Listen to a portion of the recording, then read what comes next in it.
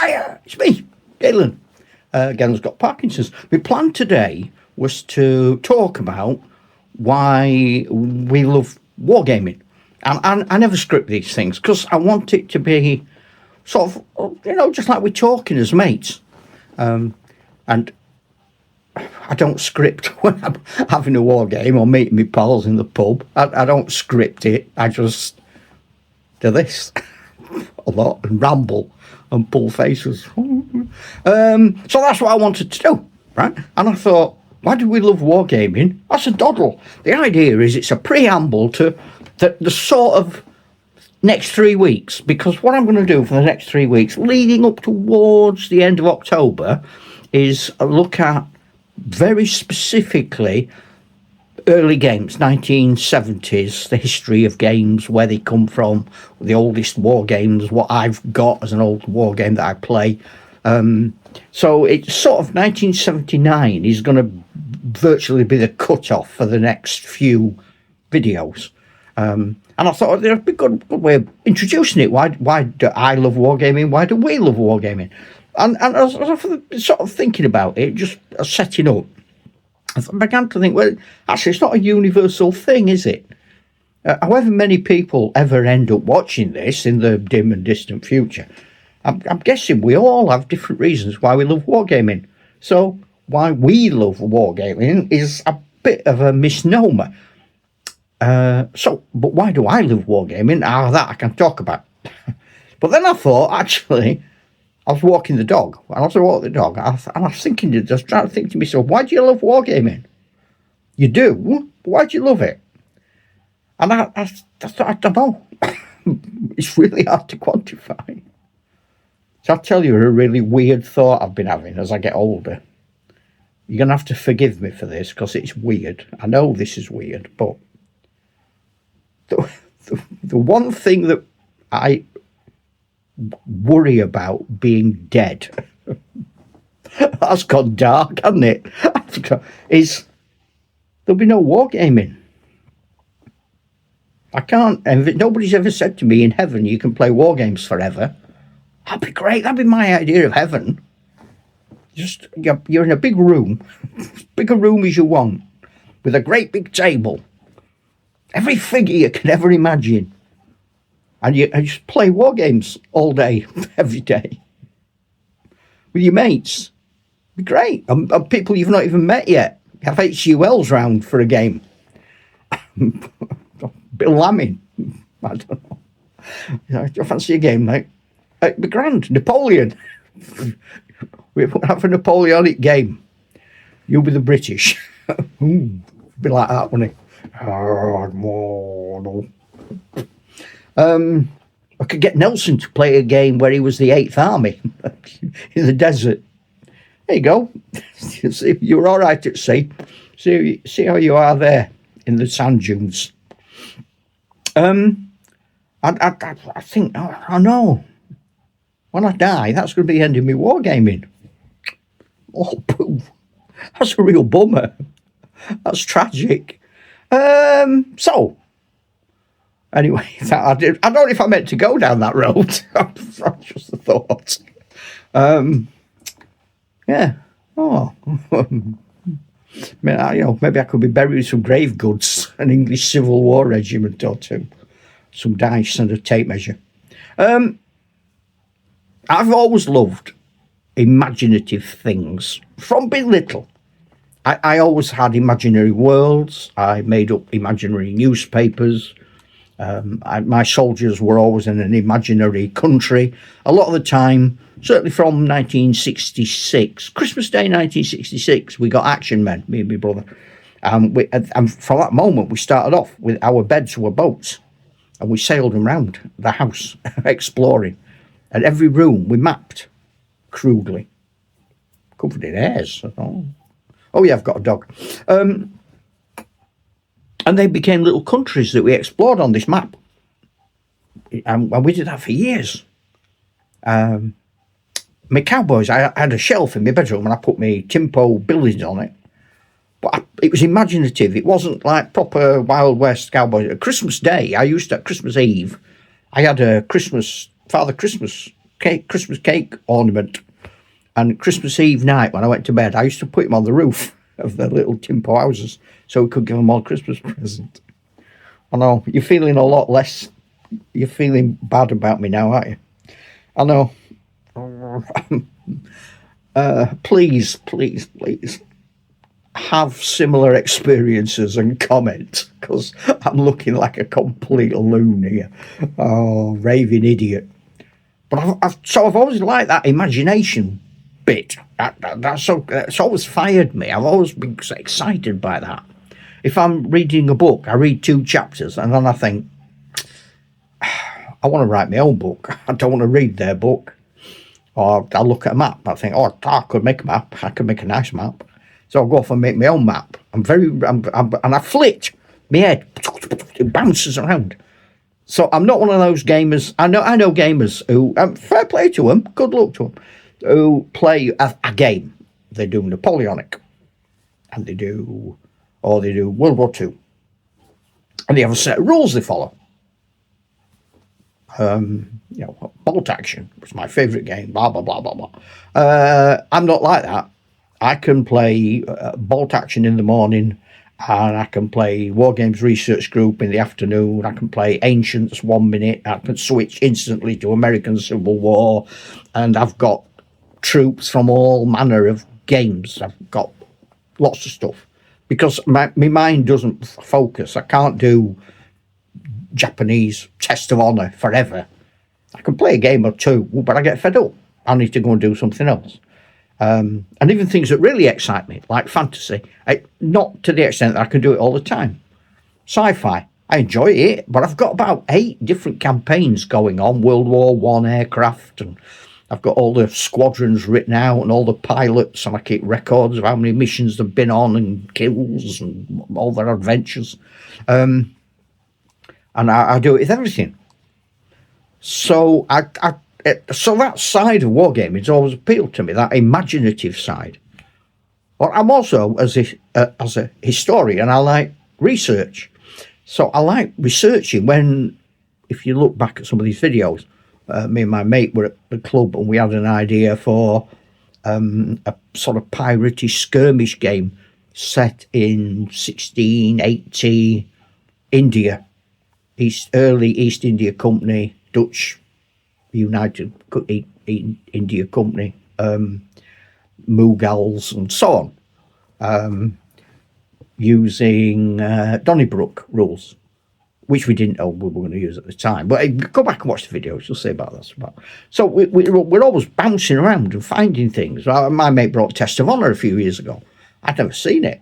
And we played Test of Honor. Next minute, I've got an army. Well, I haven't got an army. I've got 24 points, chaps. So we got into that.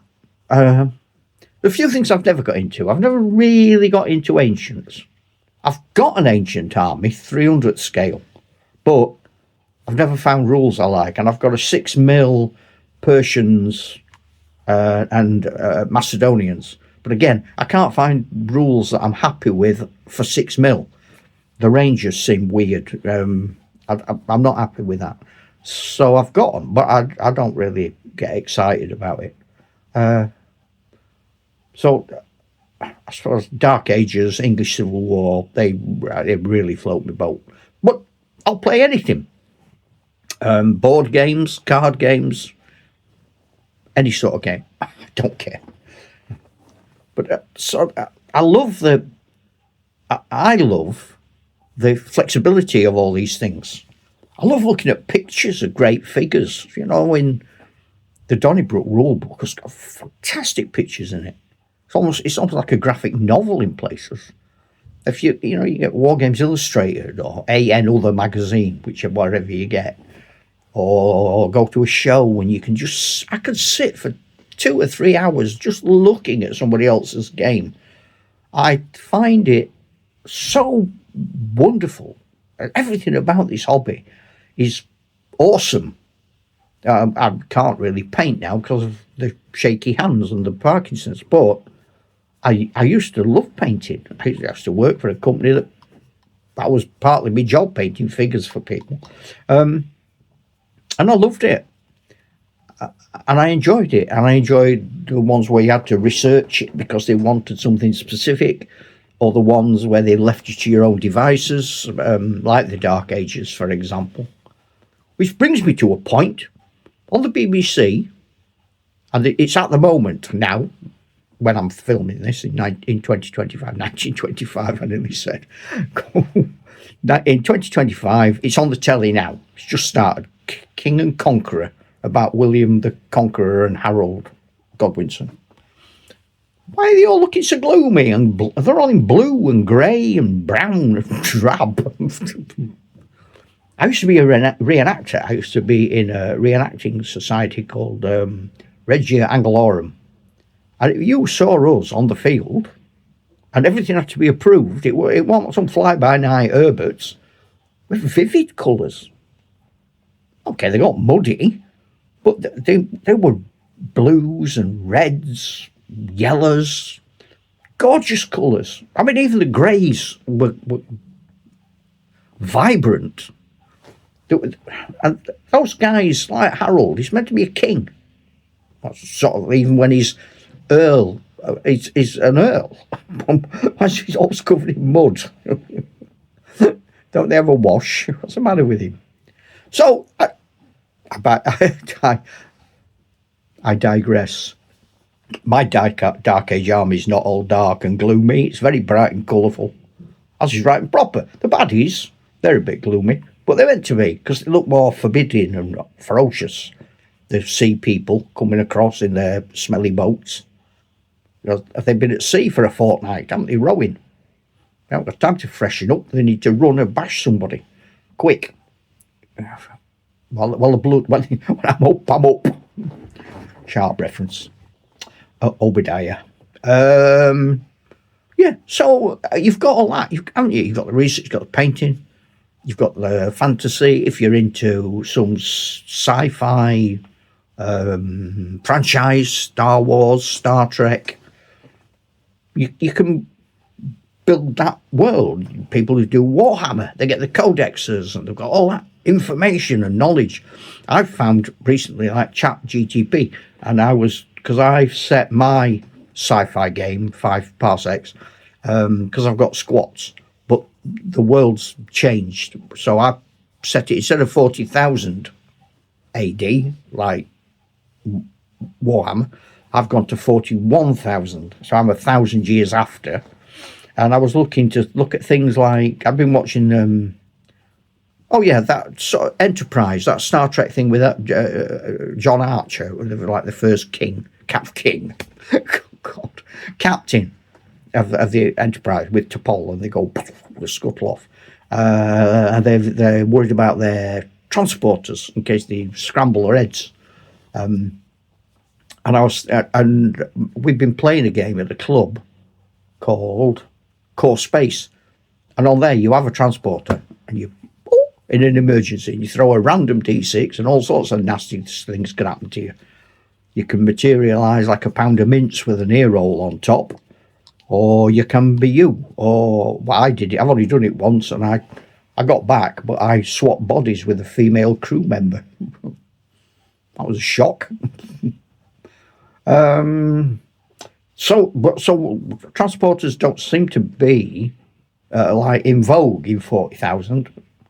So I was looking. I asked ChatGTP, why do they have transporters in Star Trek, which is only 1,000 years in the future, the early ones, as opposed to 40,000 years in the future? Why haven't they come on? And they were saying on ChatGTP that they mistrust them. It's old technology, but you do get people like cultists and weirdos, but generally speaking, they're not seen as reliable and or sort of the norm. They're not the right thing to do. So for any number of reasons, they've fallen out of favour. Perhaps they've forgotten how to use them. I don't know. 40,000 years is a long time, isn't it? Maybe they've lost all the manuals. Can't change the batteries. I don't know, but that's what's happened. So why do I love wargaming? I love wargaming because it's diverse. It allows me enough social contact that I don't go mental, because I'm not really a social animal, as I think many of us aren't. It keeps me quiet, keeps my brain occupied, gives me loads of different things to think about when things are rubbish. Perhaps I'm in the hospital and I'm waiting for somebody to shove something in me. And instead of being in the hospital, in my head, I can be in hospital in 5 parsecs from home. And it sort of gets me through. You can plan things. You can think about uniform designs. You can, when you're feeling poorly, some days I feel really bad. Don't feel sorry for me. It's just life. We all do. But sometimes all I can do is put my soldiers out and have a look at them. I just sit and look and imagine things. And that's great. Sometimes I just sit and plan like a vegetable, what I'm going to do. And I might never do it, but it don't matter, because it's just me planning. Research, painting, scratch building. I mean, I could go on, could model kits, everything. I mean, I started, there's a good toy shop in town, and I've started getting sort of the 20mm Airfix figures, World War II, I've gone for, because, here's my theory. One, I can go into town on a Thursday on the bus, because I don't drive anymore because of the... I could go to town on Thursday on the bus, I can go to the toy shop, I can get me toy soldiers, and I can go to the graphic novel shop, I can get me graphic novel, and I can go to the Warhammer shop, and I can get some paint and brushes, and I can go to the model railway shop and get some bits. And I come home with a very satisfying bag of stuff. I haven't ordered it on the internet, I've got it in a bag. Yeah. And it makes me feel like I felt when I was a teenager, which is really the whole catalyst for me doing this. Trying to relive those halcyon days of youthful gaming. The reason why I went for World War II is, one, I don't do any World War II. Two, I wanted to paint wintry scenery and wintry built soldiers and bases. I don't have them. Even my Russian Napoleonic army is not based for the winter. It's a sort of generic sort of summertime army, or it's not thick snow anyway. So I've never really done an army that's in the winter. So I thought, well, if I do Battle of the Bulge, so I do Battle of the Bulge. That's my World War II armies. I've got Americans, and I've got Germans, and I've got vehicles and so on that are appropriate to 1944. And I'm enjoying that, and it means I can come back with some soldiers, and I can cut them off the sprues, and I can base them, and I can paint them, and whack them on the table.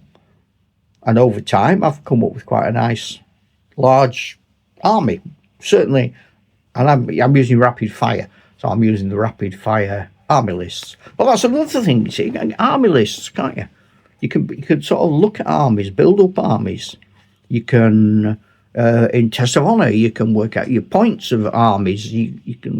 We have a whole map of stuff in Test of Honor. We've got our own daimyos, and they've got lesser daimyos who serve them, and we can invade each other's territory and burn farms and all sorts of strange and weird and wonderful things we can do, because we have campaign maps. And maps, brilliant. I love a map. I love a map. Keeping records every battle. I write it out. I write out what happened in the battle. I do it for everything. I have characters. I know their history. I know how many medals my Sudanese chaps have got. I know what their parents were called. I just get so involved in every aspect of this wonderful, marvellous hobby. But it's more than a hobby, isn't it? It's a lifestyle choice. I hope something resonates, and I hope you can see that I'm a genuine enthusiast. This is not pretending. This is been bonkers. And if you've anything you'd like to comment, make a comment, leave it on the what's it? Whatever it's called. And you could also go to Facebook, Galen's Got Parkinson's, and you can contact us there, and that'd be nice as well. So I think until then, this has been like 20 minutes of rambling, and I'm going to say, ta-ra, Chuck.